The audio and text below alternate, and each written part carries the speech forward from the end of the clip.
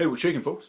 It's Charles over here, and I gotta do this video because I see a lot of videos, a lot of things being posted about police brutality and a lot of things happening with the police and how they're doing a lot of bad things. And in the States, it's pretty bad. Here in Canada, it's not as bad because we're not as populated and stuff, and we're not as gung ho. Let's put it that way. As compared to the Americans. Americans are very wild. They have their own guns and things like that. So people tend to be more fearful of one another in the States as compared to Canada.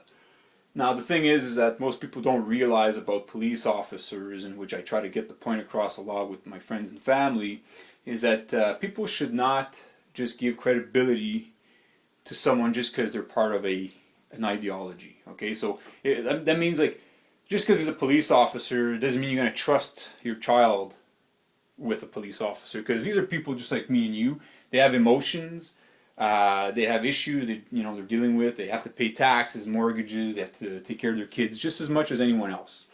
And the problem with police officers is that they don't get training of how to handle situations with people. They actually, if you ever talk with most police officers, they're really not nice people. They're not polite. They talk down to people. They think that they have a gun, a badge, that they're protected by the law, and they think they're above the law. That's the ideology that they have, the mindset. Look, I know this because my father used to be a police officer. My grandfather was a chief of police. My grandfather was a great man, very, very good. He was a good officer.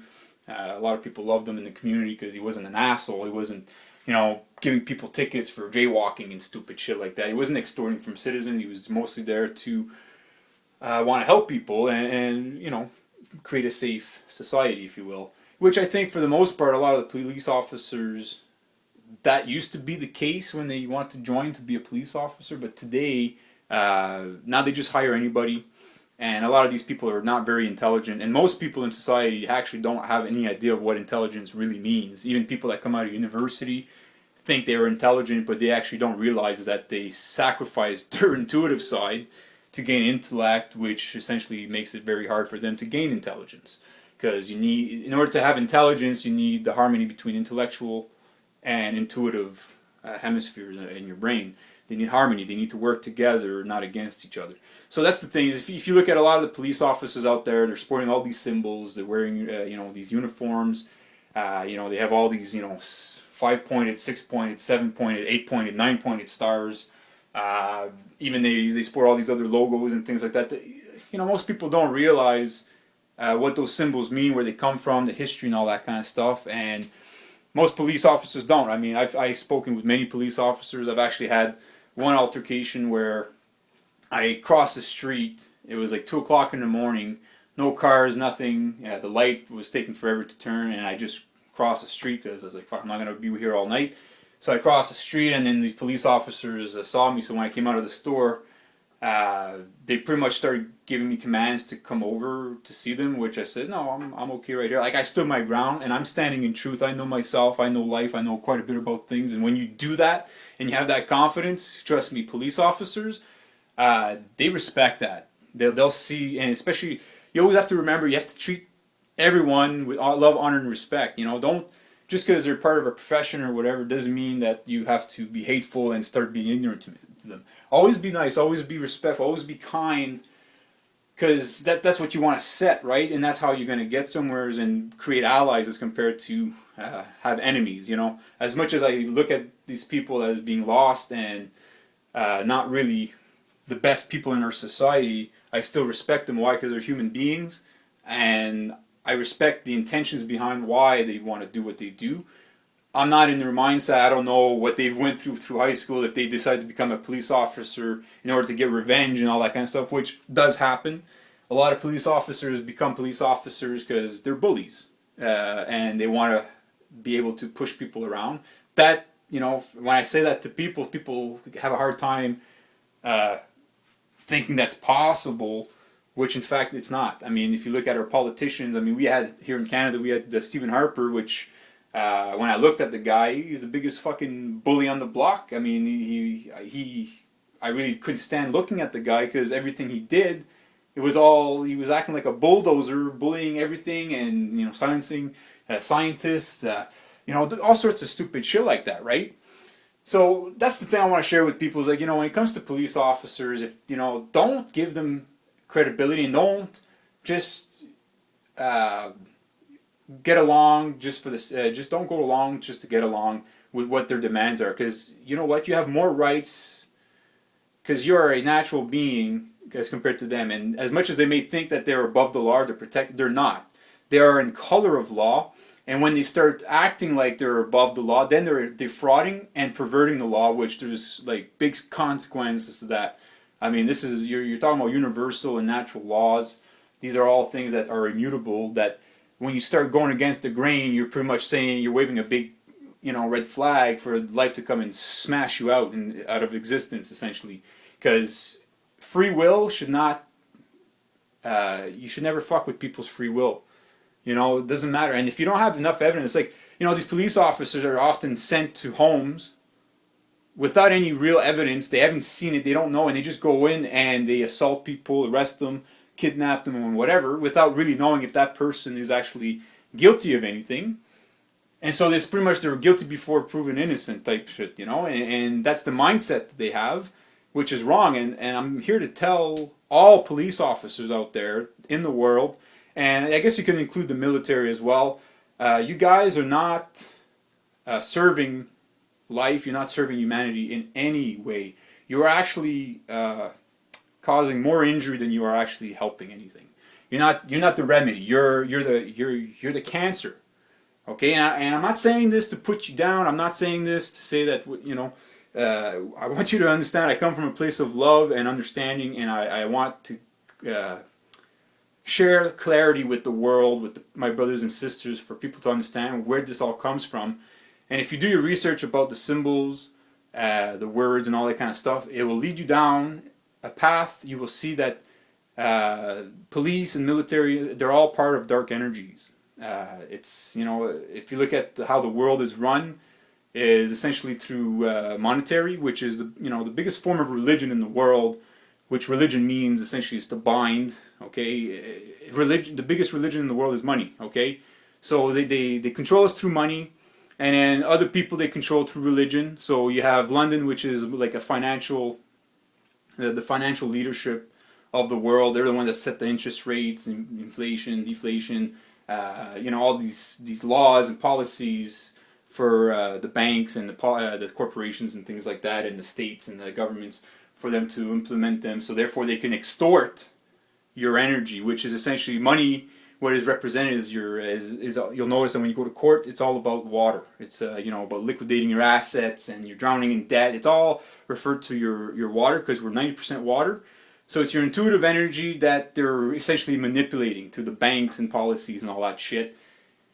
And so, the police officers, well, what do they do? Police. Well, the police is the police enforcement agency, which is they are the policy enforcers of the banks. Okay, and if you look here in Canada, we have the RCMP, and if you look at their logo, you'll see at the very top, it's got the Knights Templar cross, or the Knights of Malta, which is essentially the Knights Templars are the ones that established the international banking cartel throughout the whole world back in the 1200s. They're back in 1291. They're the ones that founded Switzerland. And if you look at all banking, anything that has to do with banking, the BIS, the IMF, all banks essentially are Swiss banks. Even Canada, our public bank is run by the IMF.